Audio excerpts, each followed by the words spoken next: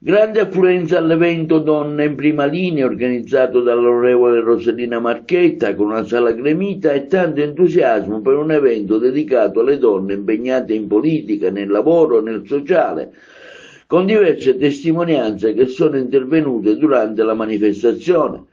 L'onorevole Marchetta ha raccontato la propria esperienza da deputato segretario all'Assemblea regionale siciliana, proposte di legge, interrogazioni presentate all'attività in commissione e in aula. Oggi per me è motivo di grande onore e orgoglio aver organizzato questo incontro sul tema Donne in prima linea. Con questo importante appuntamento che riunisce figure femminili in primo piano voglio ricordare il valore della donna e il contributo che hanno offerto alla società a vari livelli. Le donne hanno saputo dimostrare sempre coraggio, sacrificio e determinazione, anche se ancora oggi sono socialmente e professionalmente discriminate.